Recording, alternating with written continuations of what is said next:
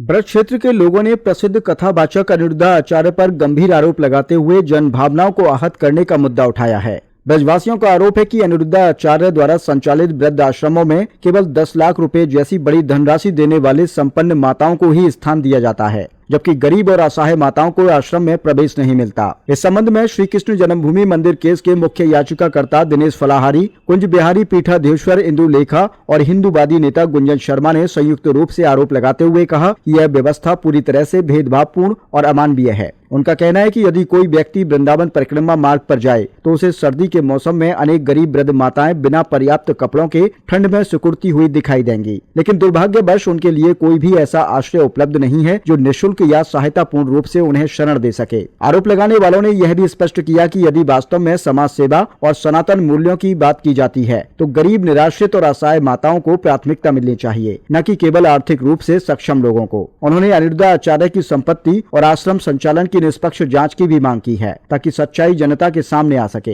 ब्रजवासियों का कहना है कि वृंदावन और ब्रज क्षेत्र को त्याग, सेवा और करुणा की भूमि कहा जाता है। ऐसे में इस प्रकार के आरोप न केवल धार्मिक भावनाओं को ठेस पहुंचाते हैं बल्कि सामाजिक सेवा के नाम पर हो रहे कथित भेदभाव को भी उजागर करते हैं। ब्रज दर्पण 24 के लिए पवन शर्मा के साथ योगेश गुप्ता की रिपोर्ट। अनुदाचार्य जिन माताओं की वजह से करोड़ों अरबों रुपए अपने आश्रम के लिए दान लेते हैं, आज वही माताएं सड़क पर बाहर बैठी हैं और सर्दी में ठिठुर रही हैं। वो उनका क्या दोष है? आप केवल अमीर माताओं को अपने आश्रम में स्थान देते हैं, लेकिन जो सड़क पर गरीब माताएं बैठी हैं उनको आप क्यों नहीं स्थान देते? तो ये गलत है। आप केवल ऐसी माताओं को अंदर लेते हैं जो सरकारी सर्विस से रिटायरमेंट हैं या किसी बड़े घराने से हैं। 10-10 लाख रुपए उनसे डोनेशन मांगा जाता है, तो गरीब माताओं के पास इतना डोनेशन कहाँ से आएगा? तो अन्नदाचार्य, आपने लगभग 5,000 करोड़ की संपत्ति वृंदावन में खरीद ली। गौरी गोपाल आश्रम से लेकर पापड़ी चौराहे तक की सारी ज़मीनें आपने खरीद ली। तो इतना पैसा इकट्ठा करके, इतनी संपत्ति इकट्ठा करके आप क्या संदेश देना चाहते हैं? अरे, सनातन धर्म ने आपको बड़ा आदमी बनाया है तो सेवा के लिए बनाया है। सेवा कीजिए, गरीब माताओं को अंदर लीजिए, उनको वृद्धाश्रम में स्थान दीजिए। और आपने कभी सीता माता पे, कभी पवित्र ग्रंथों को तोड़ मरोड़ कर ऐसे विवादित बयान दे देते हैं जिससे सनातन धर्म बदनाम होता है। कभी आप पत्रकारों को गाली देते हैं। आप न जाने व्यासपीठ पर बैठकर इस प्रकार की जो गलत टिप्पणियां करते हैं, उससे व्यासपीठ का भी मजाक उड़ता है। विधर्मी मानसिकता के लोग, जो दूसरे धर्म के लोग हैं, वो कहते हैं देखो तुम्हारा बाबा जी क्या बोल रहा है। तो ये सब गलत है। आपको अच्छे कार्य करने चाहिए। आपको भगवान ने इतना पैसा दिया, इतनी दौलत दी है, आपने इतना बड़ा आश्रम बना लिया, कोई उसमें नियम कानून आपने नहीं अपनाया, बिना परमिशन के इतना बड़ी बिल्डिंगें बना ली, इतने बड़े बड़े महल बना लिए। तो इन चीज़ों से कुछ नहीं होगा, ये सब यहीं रखा रह जाएगा। 20 वर्ष बाद इस्लाम का शासन आएगा, सभी पे कब्जा होगा। आप लोग इन संपत्तियों को जो इकट्ठा कर रहे हैं दान पुण्य पैसे से, उन संपत्तियों से आपको वो पैसा वृद्धाश्रम में लगाना चाहिए। गरीब माताओं की भी एंट्री करनी चाहिए। राधे राधे। मैं देविंदु लेखा वृंदावन से। मेरे सामने अभी एक मामला सामने आया है अनिरुद्धाचार्य को लेकर के। हमारे परिक्रमा मार्ग में सैकड़ों वृद्ध माताएं पड़ी हुई हैं सर्दी में, और आप उन्हीं ही माताओं को लेते हैं जो सरकारी नौकरी पे थी, उनकी जो पेंशन आती थी और जिनके पास पैसा था, उन्हीं की आप सेवा करते हैं। ये बहुत निंदनीय है अनिरुद्धाचार्य जी। आप सिर्फ धर्म को धंधा बनाते जा रहे हैं, पैसों को लूटते जा रहे हो। हमारे भारत देश में जितने भी यहाँ पे दान पुण्य करते हैं, उन पैसों से आप गाड़ियाँ लेते हैं, दिन पे दिन आश्रम बना रहे हैं।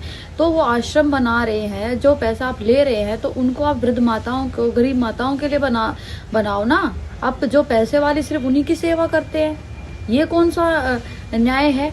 ये समझ में नहीं आ रहा कि ये धर्म का इन्होंने इतना धंधा बना दिया है कि बस सब कुछ भूल गए अपनी सद्बुद्धि। राधे राधे। मैं गुंजन शर्मा मथुरा से, और मैं कहना चाहती हूँ कि हमारे वृंदावन में एक बहुत ही जाने माने कथावाचक हैं जिनको आप सभी लोग वृद्ध माताओं की सेवा के लिए बहुत जानते हैं। इनका नाम है अनिरुद्धाचार्य जी। मैं कहना चाहती हूँ कि वैसे तो हमें कोई आपत्ति नहीं है, आप कोई भी कार्य कर रहे हैं, हमारा ये कोई निजी मामला नहीं है कि हम आपसे कुछ कहें, लेकिन जिस रीज़न से आप सबसे धन लेते हैं, जिस वजह से आप इतनी आज आपके पास इतनी संपत्ति हुई है कि आप वृद्ध माताओं की सेवा करते हैं, जिस ढोंग को आपने रचा रखा है। आप ये बताइए, किसी भी वृद्धाश्रम के बाहर कभी हमने बूढ़ी माताओं को या वृद्ध जनों को बाहर बैठे नहीं देखा, लेकिन उनके आश्रम के बाहर जब आप देखेंगे तो वहाँ कई वृद्ध माताएं पड़ी हुई हैं सड़कों पर, जो ठंड में ठिठुर रही हैं। शायद खाना तो उनको वो दे भी देते हो, मैं नहीं कह सकती, लेकिन क्या उनके लिए उनके पास स्थान नहीं है?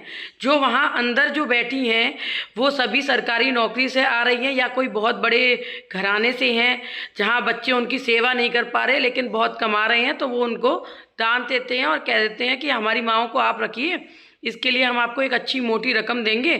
क्योंकि उनके यहाँ एडमिट होने के लिए, उस वृद्धाश्रम में जाने के लिए भी दसियों लाख से ऊपर का वो पैसा लेते हैं उन माताओं से, तब उनको उसमें अंदर रखते हैं।